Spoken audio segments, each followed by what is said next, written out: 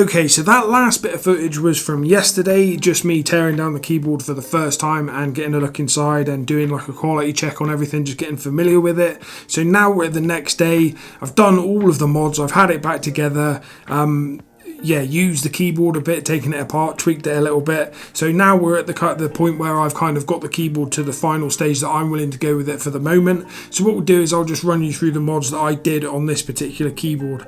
So first up, you can see that I've done a silicone pour in the top part of the case. So you can see that this case is obviously separated into sections. At the back of the case, these sections are much deeper than at the front. So I've used silicone just to kind of get rid of some of that kind of those deep hollow sections, and making it so as I've got a bit more of a level playing field for when I just went in with some really thin, it's just 2 sheets of PE foam, which is what you would normally use for sort of the PE foam mod that you do on the plate.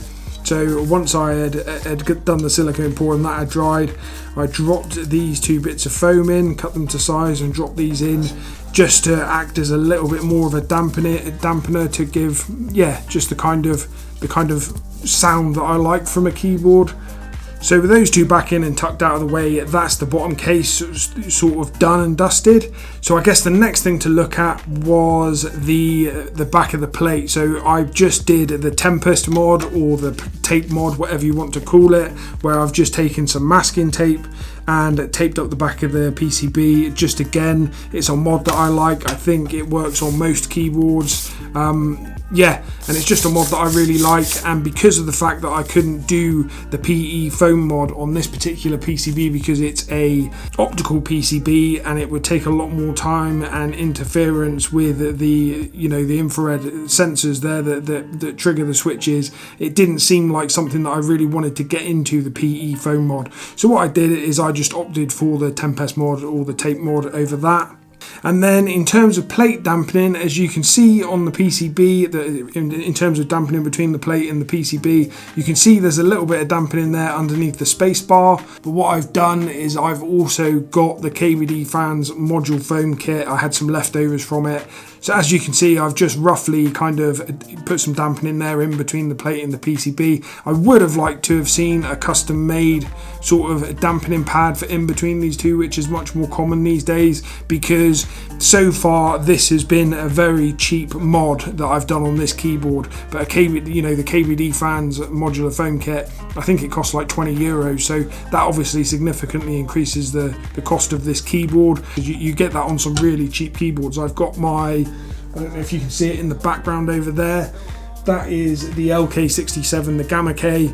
That's like a €60 bare bones keyboard, and that comes with dampening between the plate and the PCB. So I would think that it would be okay to do it on one of these. So that's the sort of case, plate and PCB mod sorted. So I'm just going to put this together as we go.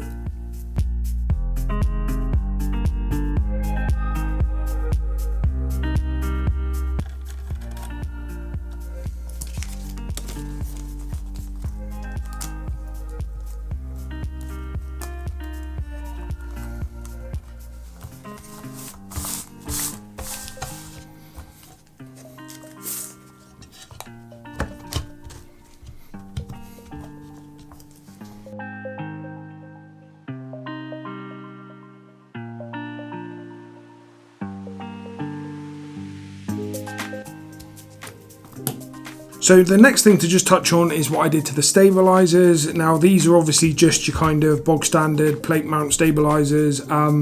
They actually sounded pretty good out of the box, as you will have seen earlier on, because of the fact that they were pre-lubed.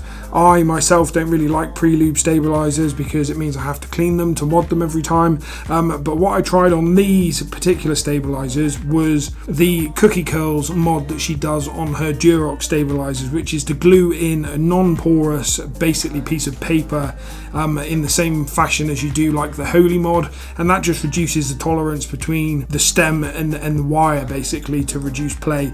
It didn't work quite so well with these stabilizers. It's my first time doing it. I probably should have just gone for the normal Holy mod, but yeah, there's not really much to say about the stabilizers other than that's the mod that I did. If she's done a reel, I think it shows you how she mods her stabilizers, and that's the mod that I tried on these ones, and it worked out okay. A little bit too spongy for my liking, but that's not an issue with the mod that she's shown. She makes it work really well, and specifically to Durox stabilizers, so it's obviously something that I've done that's made it not work properly.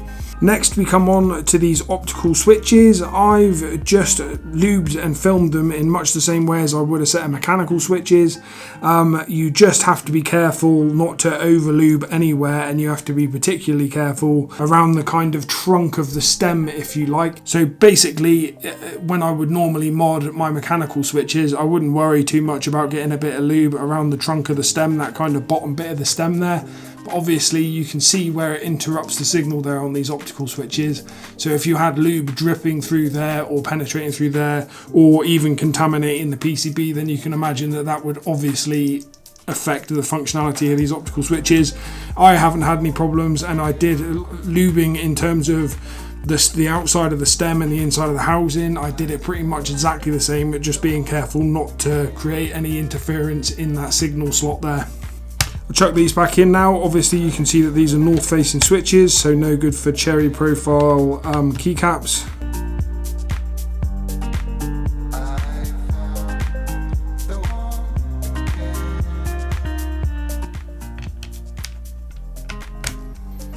Just while I'm throwing the keycaps back on here, I will just say that obviously I'm not the guy for kind of talking you through macros and functions and whatever other fancy stuff these keyboards do. You know, I've explained already in this video what it is that I do with keyboards and what I enjoy about them. I know that this has got functions like N-key rollover, which is obviously crucial for gaming, where you know you can press multiple keys at the same time and they all register. So for gaming, obviously that's crucial because it means that you can, you know, use multiple arrow keys and stuff at the same time, or jump in and stuff like that. So I know that it's got all of these critical functions. You'll see all of that just on the website. So I'll stick the link to the website in the description down there below, and there'll also be a discount code for this keyboard for you to use. I think for 15-20% for a few weeks if you feel like buying it yourself. I believe the discount code is valid on Amazon, but I'll stick the details basically on screen now as I'm saying this. Good communications. The keyboard came really fast, real friendly company. The person who got hold of me, you know, I really like it when companies get hold of really small YouTubers to review stuff, or small, relatively new YouTubers to review stuff. They're a relatively small company, I guess, and I think it shows a lot of sort of dedication to marketing their products to the right crowds. If they're sending this, you know, over to us smaller YouTubers that might attract beginners and stuff to the hobby. So yeah, quite a forward-thinking company from that respect, I would imagine.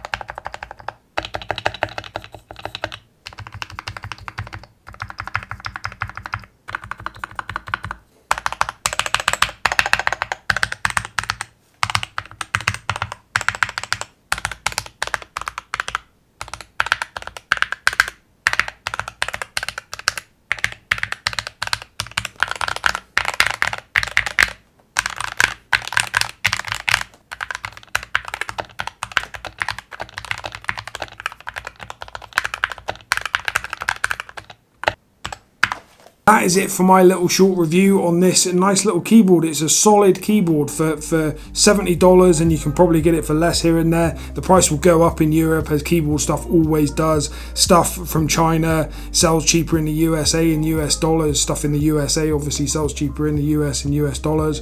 When stuff comes over to Europe and the UK, it becomes more expensive, which is going to be inevitable with this keyboard as well. But it is a nice, I've not got the GK61, but I would say in terms of little 60% keyboards, you can get a battery for this, I believe. You can buy an optional battery to make it wireless as well. It's got RGB, which I'll show in the proper typing test.